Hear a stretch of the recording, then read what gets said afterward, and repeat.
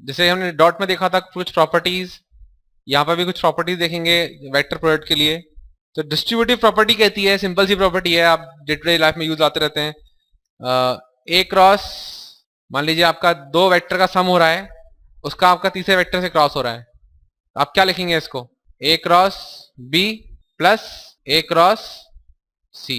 ये डिस्ट्रीब्यूटिविटी है of vector product over addition. Second property है कि यदि मान लीजिए आपका एक कांस्टेंट से मल्टीप्लाई हो रहा है किसी किसी का वेक्टर प्रोडक्ट, ए क्रॉस बी को मैं लैम्डा से मल्टीप्लाई कर दिया, इसका मतलब क्या है? ए क्रॉस बी का आउटपुट क्या है? तीसरा वेक्टर आएगा एक और, जो उन दोनों वेक्टर के ए क्रॉस बी का जो आउटपुट आता है वो क्या होता है? ए के भी परपेंडिकुलर होता है और बी के भी परपेंडिकुलर होता है। और उसको आपने क्या कर दिया? लैम्डा टाइम्स मल्टीप्लाई कर दिया। लैम्डा से मल्टीप्लाई करने क्या होगा? डायरेक्शन तो वही रहेगी, एन कैप, बस basically magnitude lambda times multiply हो जाएगा। इससे कोई फर्क नहीं पड़ता है, चाहे आप इसको ऐसे लिखो लैम्डा टाइम्स ए वेक्टर कर दो क्रॉस विद बी कर दो, या फिर आप ऐसे कर सकते हो A vector times lambda times B कर दो, एक ही बात है। क्योंकि लैम्डा एक स्केलर है तो हमेशा वो बाहर निकलता रहेगा आपके वेक्टर प्रोडक्ट से। और तीसरी प्रॉपर्टी है जो कि काफी काम आती है कि हम ए क्रॉस बी सॉल्व कैसे करते हैं। बिकॉज अगर आप डॉट प्रोडक्ट काफी आसान होता है, a1 a2 plus b1 b2 plus c1 c2। यहाँ पे अगर आप करोगे तो आपको बहुत सा बड़ा इक्वेशन सॉल्व करना पड़ेगा। अगर आप एक एक चीज, अगर आप पहली प्रॉपर्टी से मिलकर खोलोगे, जैसे हम लिखोगे ना, जैसे मान लो मैं ए वेक्टर को बोलता हूँ a1 i cap plus a2 j cap plus a3 k cap, और मैं बी वेक्टर को बोलता हूँ b1 i cap plus b2 j cap plus b3 k cap. अब यदि मैं इन दोनों क्रॉस प्रोडक्ट करूंगा तो क्या होगा? पहले a1 की मल्टीप्लाई होगी तीनों से, इसमें से कौन सी वाली चीज सही होगी? बस आई क्रॉस आई जीरो हो जाएगा, आई क्रॉस जे जीरो हो जाएगा, बाकी सारी चीजें आएंगी, काफी सारी चीजें आएंगी। इसको आप करके देखोगे ना, उसका मैं प्रॉपर्टी बता रहा हूं आपको, डायरेक्टली आप यूज कर सकते हो उसको। जो आप सॉल्व करोगे वो बनके ये निकल के आएगा कि जो ए क्रॉस भी होता है उसको आप ऐसे लिख सकते हो, डिटर्मिनेंट ऑफ, पहली रो में लिखिए आई जे के, और दूसरी रो में लिखिए a1 a2 a3, और तीसरी रो में लिखिए b1 b2 b3। ध्यान रखिए आप सेकंड रो और तीसरी रो को इंटरचेंज नहीं कर सकते, बिकॉज डिटरमिनेंट में आपने प्रॉपर्टी पढ़ी होगी कि अगर आप रो को इंटरचेंज करते हो तो साइन क्या हो जाता है? नेगेटिव हो जाता है। वो इंटरचेंज कब होगा? जब आप बी क्रॉस ए लिखोगे। बी क्रॉस ए लिखोगे तो क्या आएगा? ऊपर आएगा b1 b2 b3, नीचे आएगा a1 a2 अब हम जानते भी हैं बी क्रॉस ए क्या होता है? Minus of A cross B. वो वैसे भी डिटरमिनेंट से भी यहां से देख सकते हो आप। तो इसको कैसे सॉल्व करेंगे? आई कैप को रखेंगे पहले, आई कैप का कोएफिशिएंट क्या होगा? आई कैप का कोएफिशिएंट क्या होगा? a2 b3 minus b2 a3, ऐसे सॉल्व करते हैं ना, a2 b3 minus b2 a3। Minus J cap का कंपोनेंट क्या होगा? माइनस जे कैप का a1 b3 minus b1 a3। के कैप का कंपोनेंट क्या होगा? a1 b2 minus b1 a2। जैसे नॉर्मल डिटरमिनेंट सॉल्व करते थे आप, वैसे सॉल्व करना है आपको। इससे आपको आई कैप की कंपोनेंट पता लग जाएगा, जो एक्स कंपोनेंट होगा वेक्टर का, वाई कंपोनेंट पता लग जाएगा, जेड कंपोनेंट पता लग जाएगा, जो कि ए क्रॉस बी एक वेक्टर का होगा। तो ये काफी काम आएगा, ध्यान रखिएगा। तो इसमें जो वेक्टर आप पहले लिखते हो उसकी रो पहले आती है। यहाँ पे पहले ए वेक्टर लिखा हुआ है तो पहले आएगा a1 a2 a3, बाद में बी है, ए क्रॉस बी है तो बी नीचे आएगा। पहली रो हमेशा फिक्स है आई जे के। जैसे आप डिटरमिनेंट करके देखिए एक बार खुद से। मान लीजिए ए वेक्टर है 2 i cap plus J cap plus 3 k cap, और बी वेक्टर है 3 i cap plus 5 j cap minus 2 k cap. तो आपको बताना है ए क्रॉस बी क्या होगा। ए क्रॉस बी एक वेक्टर ही आएगा, क्या आएगा वो बताना है आपको। यदि आप डिटरमिनेंट लिखेंगे तो कुछ ऐसा बनेगा, आई कैप के साथ क्या आएगा? -2 -15, बीच वाले के साथ हमेशा हम माइनस लगाते हैं, ठीक है। इसमें क्या आएगा? 2 इंटू -2 -4 -3 इंटू 3 9, बीच वाले में बाहर माइनस होता है एज अ फॉर्मूला। ये आ गया जे कैप के साथ, प्लस 2 इंटू 5 10 -3 के कैप, क्या आ जाएगा ये? -17 आई कैप -13 प्लस हो जाएगा प्लस 13 जे कैप प्लस 7। और यदि मान लो ये दोनों वेक्टर आपके पैरेललोग्राम के एडजेसेंट साइड्स होते तो इसका पैरेललोग्राम का एरिया क्या होता? Mod of A cross B. A cross B आप निकाल चुके हो, यही तो है ए क्रॉस बी। इसका मॉड क्या होगा? इसका मॉड होगा अंडर रूट ऑफ -17 का स्क्वायर प्लस 13 का स्क्वायर प्लस 7 का स्क्वायर। ये आप निकालोगे तो आएगा अंडर रूट 507, ठीक है। यदि आपसे पूछा जाता कि मान लो ये ए वेक्टर बी वेक्टर एक पैरेललोग्राम के एडजेसेंट साइड्स हैं तो इस पैरेललोग्राम का एरिया होता है अंडर रूट 507 स्क्वायर यूनिट्स, ठीक है। अगला सवाल एक कॉन्सेप्चुअल सवाल है छोटा सा। Find a unit vector perpendicular to each of the vectors. एक वेक्टर दिया हुआ है a प्लस बी एंड एक वेक्टर दिया हुआ है a माइनस बी, यानी ऐसा वेक्टर निकालना है, ऐसा यूनिट वेक्टर निकालना है जो इन दोनों वेक्टर के परपेंडिकुलर हो। आपको दिया हुआ है where a vector is equal to i plus J plus K and b vector is equal to i plus 2j plus 3k। तो a vector plus b vector को एक तीसरा वेक्टर होगा, मैं उसको लिख नहीं रहा हूँ c कुछ, पर मैं ऐसे सोच रहा हूँ इसको। तो आप जोड़ सकते हो, i और i हो जाएगा 2i, j और 2j हो जाएगा 3j और k और 3k हो जाएगा 4k, यानी a भी आ गया 2 3 4 और a माइनस बी आएगा आपके पास, a vector minus b vector आ जाएगा i minus i 0, j minus 2j यानी minus j, k minus 3k यानी माइनस 2k। तो ये दो वेक्टर हैं, a plus B, a vector plus b vector एक वेक्टर है, a vector minus b vector एक वेक्टर है। इनके परपेंडिकुलर कौन सा वेक्टर होगा? जो वेक्टर इन दोनों का क्रॉस प्रोडक्ट होगा वो होगा उसका इन दोनों के परपेंडिकुलर। जब हम a क्रॉस b करते हैं तो a क्रॉस b क्या होता है? a के भी परपेंडिकुलर होता है और b के भी परपेंडिकुलर होता है। यानी यहां पे हम करना चाह रहे हैं a vector plus b vector cross with a vector minus b vector. देखिए कैसे लिखेंगे इसको, ऐसे लिखेंगे क्रॉस में, इज इक्वल टू क्या आएगा i j k। पहला वाला जो वेक्टर है a vector plus b vector, उसके कंपोनेंट्स क्या है 2 3 4, और दूसरा वाला जो वेक्टर है a vector minus b vector, उसके कंपोनेंट्स हैं 0 माइनस 1 माइनस 2। और ये डिटर्मिनेंट हम सॉल्व कर सकते हैं आसानी से, ये सॉल्व कर नहीं पाएगा आपके पास।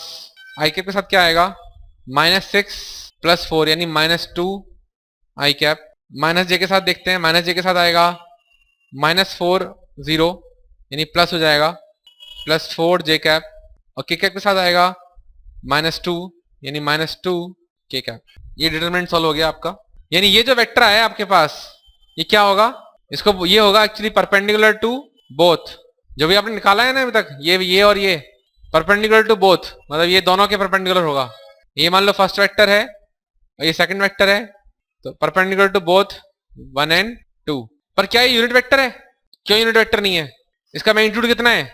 इसका मैग्नीट्यूड है 4 प्लस 16 20 प्लस 4 24, ठीक है। इसका मैग्नीट्यूड है अंडर रूट 24, यानी ये यूनिट वेक्टर नहीं है। यानी यूनिट वेक्टर क्या कैसे निकलेंगे? यानी जो रिक्वायर्ड यूनिट वेक्टर होगा, इतना पता है ये वेक्टर जो है वो परपेंडिकुलर तो है दोनों के, पर ये यूनिट वेक्टर नहीं है। तो यदि हम इसको इसके मैग्नीट्यूड से डिवाइड कर दें तो क्या यूनिट वेक्टर बन जाएगा? ये किसी वेक्टर से हमें यूनिट वेक्टर बनाना होता है क्या करते हैं, उसके मैग्नीट्यूड से डिवाइड कर देते हैं। यानी यूनिट वेक्टर हो जाएगा minus 2 I cap plus 4 J cap minus 2 K cap whole divide by under root 4 plus 16 plus 4 24 under root 24। इसको आप और सिंप्लीफाई कर सकते हैं, जैसे 24 को ले देंगे 4 इंटू 6, 2 बाहर आ जाएगा, अंडर रूट 6 बचेगा, तो वो सिंप्लीफाई हो जाएगा, आप कर लीजिएगा इसको। तो ये क्या हो जाएगा, 2 से 2 कट जाएगा, minus 1 upon under root 6 I cap plus 2 upon under root 6 J cap minus 1 upon under root 6 K cap. Simplify होकर ये आ जाएगा। और ये हमारा जो वेक्टर होगा आप देख सकते हैं मॉड करके, इसके कंपोनेंट कर लीजिएगा, इसका जो सम ऑफ द कंपोनेंट का स्क्वायर आएगा वो क्या आएगा 1 आएगा। और उस वेक्टर के डायरेक्शन कोसाइंस होंगे minus 1 by root 6, 2 by root 6 और minus 1 by root 6। Direction ratios होंगे माइनस 1 2 माइनस 1, माइनस 2 4 माइनस 2 भी है, बट डायरेक्शन रेशियो जनरली हम सिंप्लीफाइड रेशियो लेके चलते हैं, नहीं भी लोगे तो कोई दिक्कत नहीं है, वो भी डायरेक्शन रेशियो कहलाएंगे। Direction cosines are unique but direction ratios are not unique. अगर वो दोनों वेक्टर पैरेलल हैं तभी सेम डायरेक्शन रेशियो रख सकते हैं, वरना नहीं रख सकते। अगर दोनों वेक्टर एंटी पैरेलल है ना तो डायरेक्शन रेशियोज का साइन बदल जाएगा। अगर एक वेक्टर का direction ratio a1 b1 c1 है तो उसका जो अपोजिट वाला जो वेक्टर होगा एंटी पैरेलल जो होगा उसके डायरेक्शन रेशियो होंगे minus a1 minus b1 minus c1। आप खुद देखो ना, आप पूरे वेक्टर को मल्टीप्लाई कर दे दो साइन से, माइनस साइन से, सारे जो उसके कंपोनेंट्स है वो साइन के साथ बदल जाएंगे। तो हालांकि डायरेक्शन रेशियोज कोसाइंस को हम अगले चैप्टर में 3D में अच्छे से समझेंगे, वहां पे सारा चैप्टर ही डायरेक्शन रेशियो कोसाइन से ही होता है। अगला सवाल करते हैं, find the area of a triangle having the points, A point दिया हुआ है 1, 1, 1, बी पॉइंट दिया हुआ है 1, 2, 3 एंड सी पॉइंट दिया हुआ है 2, 3, 1 एज इट्स वर्टिसेस। इस सवाल को हालांकि हम वो जो स्ट्रेट लाइन में फॉर्मूला पढ़ते थे कोऑर्डिनेट ज्योमेट्री में, half x1 into y2 minus y3 वाला फॉर्मूला जो होता है उससे कर सकते हैं, बट आपको ये वेक्टर से करना है। मान लीजिए ये ए है, मान लेते हैं ये ए है, ये बी है, ये सी है। ए बी वेक्टर क्या होगा इसमें, 1 1 1, बी वेक्टर है 1 2 3 और सी वेक्टर है 2 3 1। ए बी वेक्टर में टेल क्या है, ए है, और हेड क्या है, बी है। ठीक है, तो 2 पॉइंट को जॉइन करने वाला वेक्टर निकालना आता है हमें। हेड के कोऑर्डिनेट्स में से हम टेल का कोऑर्डिनेट माइनस करते हैं, यानी बी के कोऑर्डिनेट्स में से एक्स का कोऑर्डिनेट, ए का कोऑर्डिनेट माइनस करेंगे, यानी 1 - 1 क्या हो जाएगा, 0, यानी 0 इंटू आई कैप। 2 - 1 क्या हो जाएगा, 1, यानी 1 इंटू जे कैप, प्लस 3 - 1 क्या होगा, समझ में आया ना आपको, यानी ये हो जाएगा 1 - 1 इंटू आई कैप प्लस 2 - 1 इंटू जे कैप प्लस 3 - 1 इंटू जे कैप। तो बी के एक्स कोऑर्डिनेट में से मैंने ए का एक्स कोऑर्डिनेट माइनस किया, बी के वाई कोऑर्डिनेट में से बी ए का वाई कोऑर्डिनेट माइनस किया, और बी के जेड कोऑर्डिनेट में मैंने ए का जेड कोऑर्डिनेट माइनस किया, यानी ये आ जाएगा मेरे पास जे कैप प्लस 2 के कैप। ये भी वेक्टर आ गया मेरे पास। और जो ए सी वेक्टर होगा वो क्या होगा, क्योंकि मुझे ट्राइंगल का एरिया निकालने के लिए मुझे एडजेसेंट वेक्टर चाहिए होते हैं, तो मैं कोई भी 2 एडजेसेंट वेक्टर निकाल रहा हूं। मैंने मान लीजिए, जरूरी नहीं है मैं ऐसे निकालूं, मैं चाहता तो बी ए और बी सी भी निकाल सकता था। कोई भी 2 एडजेसेंट वेक्टर चाहिए होते हैं। ठीक है, तो मैं यहाँ पे कौन से वेक्टर ले रहा हूँ, मैं एक तो ये वाला ले रहा हूँ और एक ये वाला ले रहा हूँ, और एंगल ले रहा हूँ ये वाला। मैं चाहता तो बी ए और बी सी ले सकता था, मैं चाहता तो सी ए और सी बी ले सकता था। तो कोई से भी 2 एडजेसेंट ले सकते हो आप, जो कि एक दूसरे से दूर जा रहे होंगे। दोनों के टेल मैच करने चाहिए, ऐसा नहीं है, दोनों के टेल मैच करने चाहिए। ठीक है, तो ऐसे ले सकते हो आप। यहाँ पे ए सी वेक्टर हो जाएगा, सी के कोऑर्डिनेट्स में से ए के कोऑर्डिनेट माइनस करना, यानी कि 2 - 1 आई कैप हो जाएगा, मतलब 3 - 1 2 जे कैप प्लस 1 - 1 0, यानी ये ए बी था, ये ए सी था। और मैं जानता हूं यदि मेरे को एडजेसेंट वेक्टर पता होते हैं ट्राइंगल में, तो उसका जो एरिया होता है वो क्या होता है, एरिया होता है ट्राइंगल का half mod of A B vector cross A C vector. जो एडजेसेंट वेक्टर है half mod of A cross भी पढ़ा था आपने, तो ऐसे निकाल लोगे, half A B cross A C निकाल लोगे आप, यानी ये हो जाएगा हाफ, जो डिटर्मिनेंट आता है ना उसका मॉड। हालांकि क्योंकि इसमें एक कंपोनेंट तो है नहीं, तो आप डायरेक्टली भी कर सकते हो, इतना कोई बड़ी बात नहीं है। यानी हाफ मॉड ऑफ डिटर्मिनेंट क्या आएगा, आई जे के 0 1 2 1 2 0, ये डिटर्मिनेंट है। डिटर्मिनेंट तो कैसा भी आ सकता है, उसका मेरे को क्या करना है, मॉड कर देना है। ध्यान रहे, मैंने ये पहली वाली लाइन डिटर्मिनेंट की है, बड़ी वाली लाइन मॉड की है। तो आप निकाल लीजिए क्या आएगा, ये आई कैप के साथ आएगा -4, यानी half of mod -4 I cap, minus J के साथ आएगा माइनस, यानी प्लस 2 जे हो जाएगा, और के साथ आएगा -1 का मॉड। इस वेक्टर का मॉड क्या होगा, 4 स्क्वायर 16 20 21 √21/2, ये आंसर होगा। √21/2 आंसर होगा आपके ट्राइंगल का एरिया जो है। स्क्वायर यूनिट्स भी लिखना पड़ेगा, good habit to write square units. ठीक है, यानी एडजेसेंट वेक्टर्स आपको लेने हैं, उनका क्रॉस प्रोडक्ट करना है, मॉड करना है, डिवाइड बाय 2 करना है, जैसा फॉर्मूले में पढ़ा था।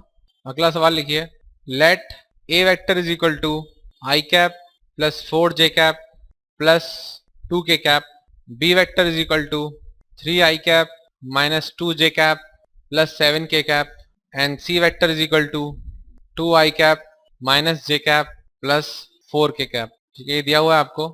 फाइंड अ वेक्टर, जिसको नाम दे रहे हैं D vector, which is perpendicular to both A vector and B vector, and दिया हुआ है C vector dot product with D vector is equal to 15। आपको दिए हुए हैं 3 वेक्टर, आपको एक चौथा वेक्टर डी ऐसा बताना है जो कि ए और बी के परपेंडिकुलर हो और ये कंडीशन फॉलो करता हो, C dot D is equal to 15। मैं जानता हूं कि ए और बी के परपेंडिकुलर जो वेक्टर होगा वो इनका क्रॉस प्रोडक्ट होगा, पर वो जरूरी नहीं है वो ये वाली कंडीशन भी फॉलो करे, और मुझे डी चाहिए तो परपेंडिकुलर। यानी मैं क्या करता हूं, मैं क्रॉस प्रोडक्ट निकाल के वेक्टर निकाल लेता हूं, वो निश्चित है कि वो परपेंडिकुलर होगा दोनों के, उसको मैं किसी स्केलर लैम्डा से मल्टीप्लाई कर देता हूं। उससे क्या होगा, दिशा तो उसकी वही रहेगी परपेंडिकुलर, बस उसका मैग्नीट्यूड चेंज हो जाएगा। यानी वो एक ऐसा वेक्टर होगा जिसमें एक लैम्डा स्केलर है मान लो, और वो इन दोनों के परपेंडिकुलर भी है, और उस वेक्टर को यदि मैं ये कंडीशन फॉलो करवा देता हूं तो मेरे पास लैम्डा की वैल्यू आ जाएगी, तो मेरे पास वेक्टर आ जाएगा। क्योंकि हम ये नहीं बोल सकते कि ए क्रॉस बी आपका आंसर होगा, बिकॉज आपको साथ साथ एक और कंडीशन भी दी हुई है। यानी आप ऐसे लिखेंगे कि डी वेक्टर जो होगा वो होगा lambda times A vector cross B vector. आप मान लीजिए let D vector is equal to lambda times A vector cross B vector. ऐसा लिखने से ये सिद्ध हो जाता है कि डी वेक्टर आपका ए के ही परपेंडिकुलर है और डी वेक्टर आपका बी के ही परपेंडिकुलर है। ये काफी है स्टेटमेंट साबित करने के लिए। लैम्डा टाइम्स 32 आई cap minus J cap minus 14 के कैप, ये आपका आया होगा ए क्रॉस बी।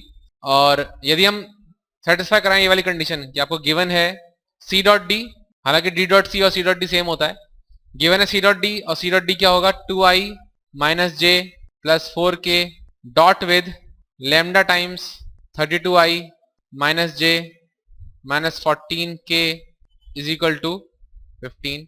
लैम्डा बाहर ले सकते हो प्रॉपर्टी से, और ये डॉट प्रोडक्ट हो जाएगा, क्या हो जाएगा a1 into plus b1 b2 plus c1 c2, यानी 2 इंटू 32 कितना हो जाएगा 64, minus 1 into minus 1 plus 1, 4 into minus 14 minus 52, हाँ 4 इंटू माइनस 14 28 20 56 हो जाएगा, माइनस 56 इज इक्वल टू 15। देखिए क्या आएगा ये 65 माइनस 56 यानी कि 9, यानी लैम्डा क्या आ जाएगा 15 अपॉन 9। 15 अपॉन 9 को सिंप्लीफाई कर सकते हो आप, क्या आ जाएगा 5 अपॉन 3। 5 अपॉन 3 मतलब आपका वेक्टर कौन सा आ जाएगा, देयरफॉर डी वेक्टर होगा आपका 5 upon 3 times 32i minus J minus 14k। यानी आपका जो ए क्रॉस बी आया है उसको आपको 5 अपॉन 3 कितना होता है 1.66 टाइम्स, उसको अगर आप मैग्नीफाई कर दोगे तो आपके पास रिजल्टेंट वेक्टर आ जाएगा। ऐसे हम ये अप्रोच करेंगे सवालों को यहाँ पे। सो यहाँ पे हमने आज वेक्टर के जो वेक्टर प्रोडक्ट होता है हमारा उससे रिलेटेड हमने कुछ कॉन्सेप्ट सीखे हैं, तो आप बाकी आप प्रैक्टिस कीजिएगा। Thank you.